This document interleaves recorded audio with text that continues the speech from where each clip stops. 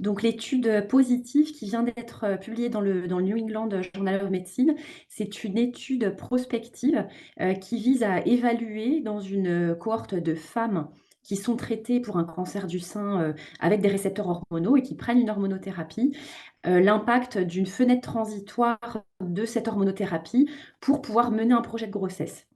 Donc la méthodologie de cette étude, c'était donc, en termes de critères d'inclusion, des femmes, qui avaient, 42 ans ou moins, donc qui étaient en âge de procréer, qui avaient un souhait de grossesse et qui étaient sous hormonothérapie pour un cancer du sein.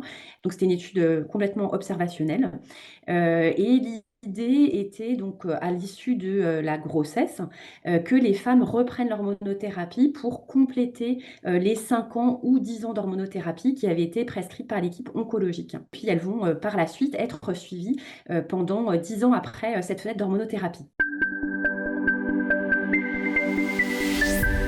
Donc là, l'étude qui vient d'être publiée, c'est, les premiers résultats. En fait, c'est une première analyse qui est faite après un délai moyen de, 41 mois après, l'arrêt de l'hormonothérapie, donc un peu à peu près, un peu plus de 3 ans.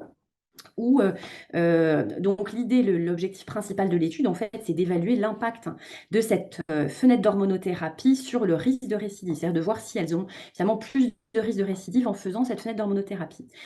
Pour, évaluer ça, ils se sont comparés à des cohortes, déjà publiées. En fait, il y a pas de cohorte contrôle dans l'étude, mais donc ils sont publiés à des cohortes, historiques, notamment des études soft et texte, et en comparant à ces cohortes-là, ils ne retrouvent pas, donc à 3 ans, de fenêtre, d'augmentation, du risque de récidive de cancer, à la fois, récidive locale ou récidive à distance.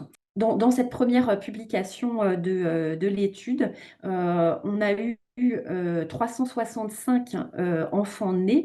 Donc ça aussi, c'est quand même un résultat qui est très, très intéressant et très positif. Parmi les 516 femmes qui ont été incluses, en sachant que pour l'instant, on n'a pas encore toutes les données sur les enfants nés, des patients participant à l'étude puisque, certaines étaient encore enceintes ou en train d'essayer d'être enceintes, au moment de cette publication. Donc on aura encore, probablement d'autres naissances et une description aussi par la suite du devenir de ces enfants qui sera aussi un point, important qui sera, évalué par la suite.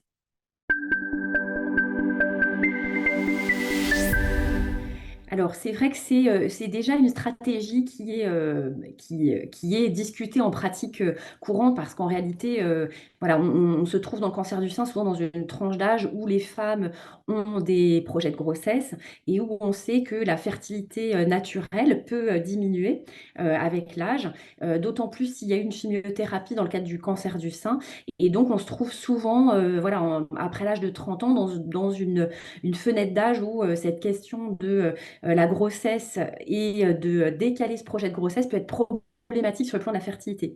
Donc c'était vraiment c'est une question en fait qui en pratique, clinique, quotidienne est vraiment présente.